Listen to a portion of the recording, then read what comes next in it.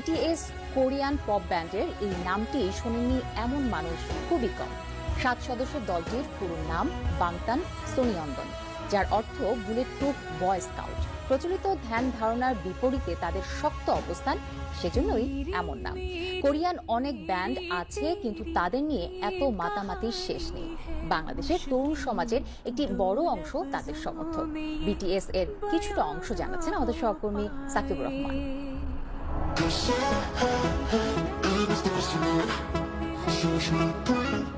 BTS বা যারা বাংতাং boys নামে পরিচিত দক্ষিণ কোরিয়ার বয় ব্যান্ড। এই 7 সদস্যের ব্যান্ড বিগ হিট মিউজিকের অধীনে 2010 সালে ট্রেনি হিসেবে এবং 2013 সালে টু কুল ফোর স্কুল অ্যালবাম নিয়ে পুরো বিশ্বের সামনে নিজেদের আত্মপ্রকাশ করে।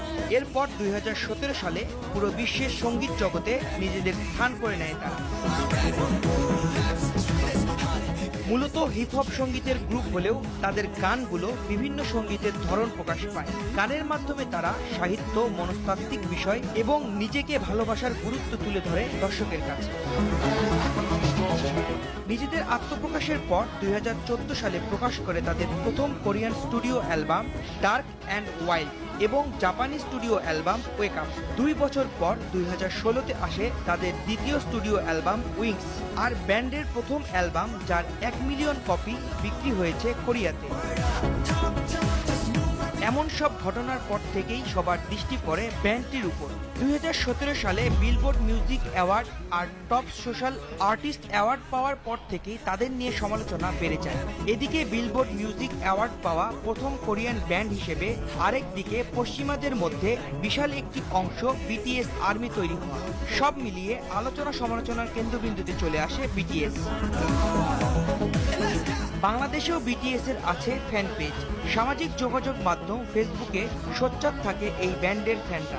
বিটিএস এর ফ্যানরা নিজেদের বিটিএস আর্মি হিসেবে দাবি করেন।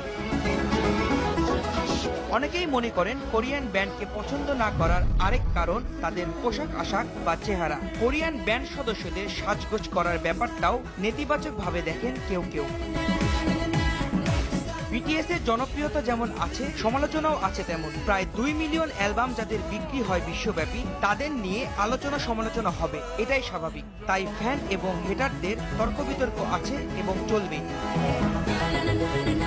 সাকিবুর রহমান, RTV, ঢাকা।